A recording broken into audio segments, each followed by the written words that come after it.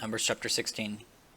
Now Korah son of Ishar, son of Kohath, son of Levi, with Dathan and Abiram, son of Eliab, and On, son of Peleth, sons of Reuben, took 250 prominent Israelite men who were leaders of the community and representatives in the assembly, and they rebelled against Moses.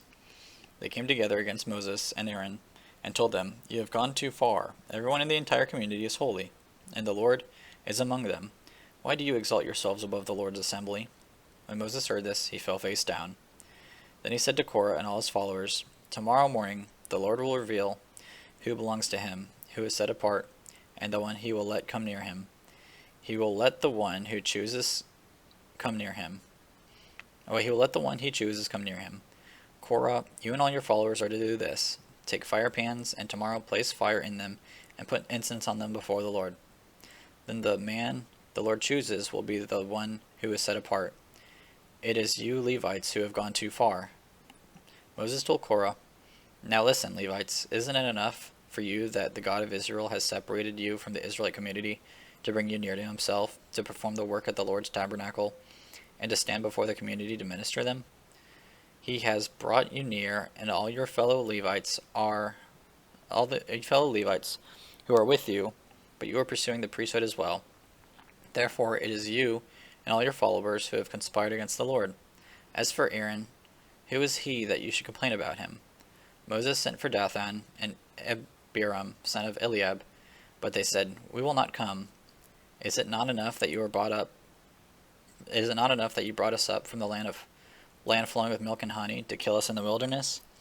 Do you also have to appoint yourself as ruler over us?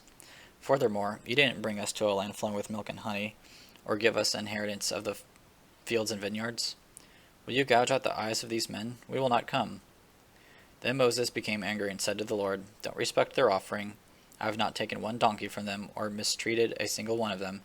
So Moses told Korah, "You and all your followers are to appear before the Lord tomorrow, you, they, and Aaron. Each of you is to take his fire pan, place incense on it, and present his fire pan before the Lord. 250 fire pans.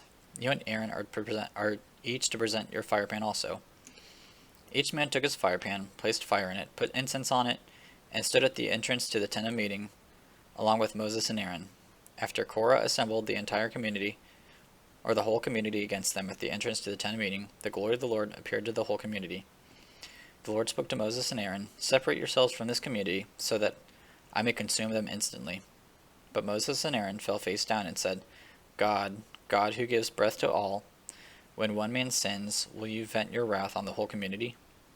The Lord replied to Moses, Tell the community, "Get away from the dwellings of Korah, Dathan, and Abiram." Moses got up and went to Dathan and Abiram, and the elders of Israel followed him. He warned the community, "Get away now from these tents and these wicked men. Don't touch anything that belongs to them, or you will be swept away because of all their sin." So they got away from the dwellings of Korah, Dathan, and Abiram. Meanwhile Dathan and Abiram came out and stood at the entrance of their tents with their wives, children, and infants. Then Moses said, "This is how you will know that the Lord sent me to do all these things, and that it was not of my own will. If these men die naturally, as all people would, and suffer the fate of all, then the Lord has not sent me. But if the Lord brings about something unprecedented, and the ground opens its mouth and swallows them along with all that belongs to them, so that they go down alive into Sheol, then you will know that these men have despised the Lord." Just as he finished speaking all these words, the ground beneath them split open. The earth opened its mouth and swallowed them and their households. The earth opened its mouth and swallowed them and their households, all Korah's people and all their possessions. They went down alive into Sheol with all that belonged to them. The earth closed over them, and they vanished from the assembly. At their cries, all the people of Israel who were around then fled because they thought, "The earth may swallow us too."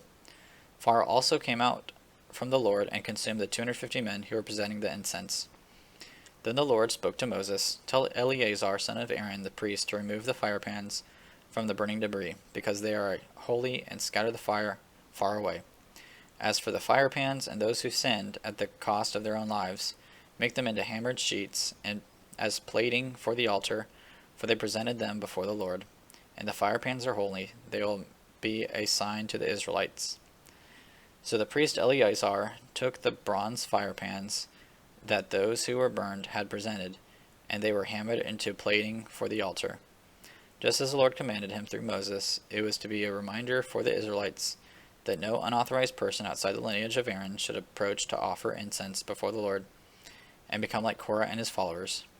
The next day the entire Israelite community complained about Moses and Aaron, saying, "You have killed the Lord's people." When the community assembled against them, Moses and Aaron turned towards the tent of meeting, and suddenly the cloud covered it, and the Lord's glory appeared. Moses and Aaron went into the front of the tent of meeting, and the Lord said to Moses, "Get away from this community so that I may consume them instantly." But they fell face down. Then Moses told Aaron, "Take your fire pan, place fire from the altar in it, and add incense.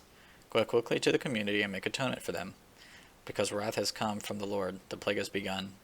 So Aaron took his fire pan, as Moses had ordered, ran into the middle of the assembly, and saw that the plague had begun among the people.